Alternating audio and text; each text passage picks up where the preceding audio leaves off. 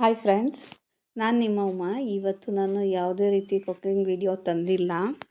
ಬದಲಾಗಿ ಹೆಣ್ಮಕ್ಳಿಗೆ ತುಂಬ ಅವಶ್ಯಕತೆ ಇರೋ ಒಂದು ವಿಷಯದ ಬಗ್ಗೆ ಹೇಳ್ತಾ ಇದ್ದೀನಿ. ಅದು ಏನಪ್ಪ ಅಂದರೆ PCOD ಮತ್ತು PCOS. ಈ PCOD ಮತ್ತು PCOS ಬಗ್ಗೆ ತುಂಬ ಜನ ಹೆಣ್ಮಕ್ಳಿಗೆ ಗೊತ್ತು, ಇನ್ನು ಕೆಲವ್ರಿಗೆ ಗೊತ್ತಿಲ್ಲ. ಮತ್ತು ಕೆಲವರಿಗೆ ಗೊತ್ತಿದ್ರೂ ಅವೆರಡರ ಬಗ್ಗೆ ಡಿಫ್ರೆನ್ಸ್ ಗೊತ್ತಿಲ್ಲ. ಸೊ ಇವತ್ತು ನಾನು ಎರಡಕ್ಕೂ ಇರೋ ಡಿಫ್ರೆನ್ಸು ಮತ್ತು ಅದರಿಂದ ಆಗೋ ತೊಂದರೆ ಇದನ್ನು ಹೇಳ್ತಾ ಇದ್ದೀನಿ. ಹಾಗೆ ಇದನ್ನು ಹೇಗೆ ಗುಣಪಡಿಸ್ಕೋಬೇಕಂತ ಕೂಡ ಹೇಳ್ತಾ ಇದ್ದೀನಿ.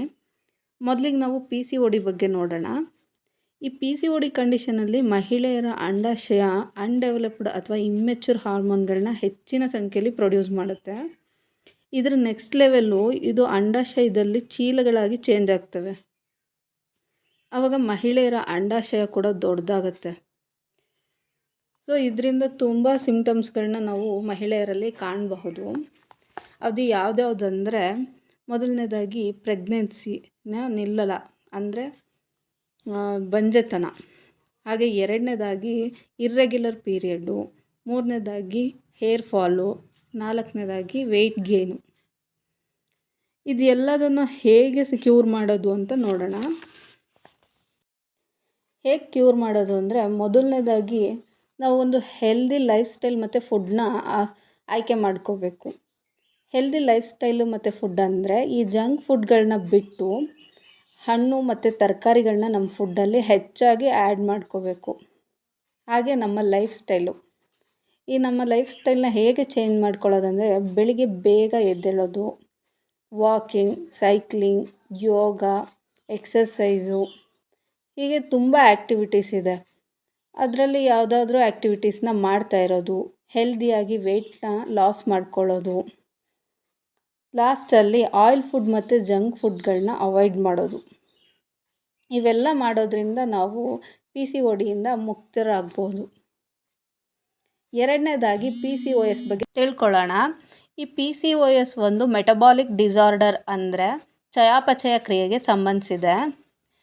ಇಲ್ಲಿ ಮಹಿಳೆಯರ ಹಾರ್ಮೋನ್ಗಳ ಮೇಲೆ ಎಫೆಕ್ಟ್ ಆಗುತ್ತೆ. ಮಹಿಳೆಯರ ಹಾರ್ಮೋನ್ಗಳು ಇಲ್ಲಿ ಇಂಬ್ಯಾಲೆನ್ಸ್ ಆಗುತ್ತೆ. ಹಾಗೆ ಮೇಲ್ ಹಾರ್ಮೋನ್ಗಳನ್ನ ಜಾಸ್ತಿ ರಿಲೀಸ್ ಮಾಡ್ತಾರೆ. ಸೊ ಇಲ್ಲಿ ಮೇಲ್ ಹಾರ್ಮೋನ್ಸು ಜಾಸ್ತಿ ರಿಲೀಸ್ ಆಗೋದ್ರಿಂದ ಇಲ್ಲೂ ಕೂಡ ನಾವು ಸಾಮಾನ್ಯವಾಗಿ ಇರ್ರೆಗ್ಯುಲರ್ ಪೀರಿಯಡ್ನ ಕಾಣಬಹುದು. ಹಾಗೆ ಬಂಜೆತನನ ಕೂಡ ಕಾಣಬಹುದು.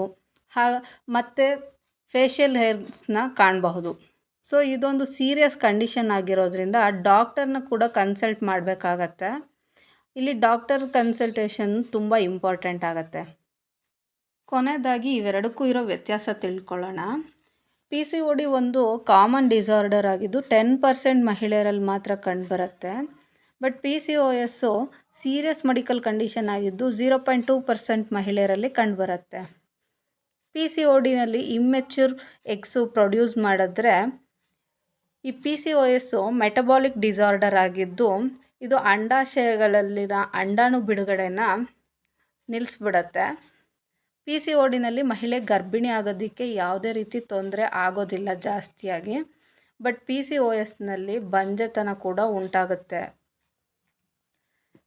ಸೊ ಈಗ PCOD ತುಂಬ ಸೀರಿಯಸ್ ಕಂಡೀಷನ್ ಅಲ್ಲ, ಆದರೆ PCOS ತುಂಬ ಸೀರಿಯಸ್ ಕಂಡೀಷನ್ ಆಗಿರೋದ್ರಿಂದ ಡಾಕ್ಟರ್ನ ಕನ್ಸಲ್ಟ್ ಮಾಡಬೇಕಾಗತ್ತೆ. ಸೊ ಡಾಕ್ಟರ್ ಕನ್ಸಲ್ಟೇಷನ್ ತುಂಬ ಇಂಪಾರ್ಟೆಂಟ್ ಆಗುತ್ತೆ PCOSಗೆ. ಸೊ ಇಲ್ಲಿವರೆಗೂ ಎಲ್ಲರೂ ವಿಡಿಯೋನ ನೋಡಿರೋದ್ರಿಂದ ಥ್ಯಾಂಕ್ ಯು. ಲೈಕ್ ಮಾಡಿ, ಕಮೆಂಟ್ ಮಾಡಿ, ಶೇರ್ ಮಾಡಿ.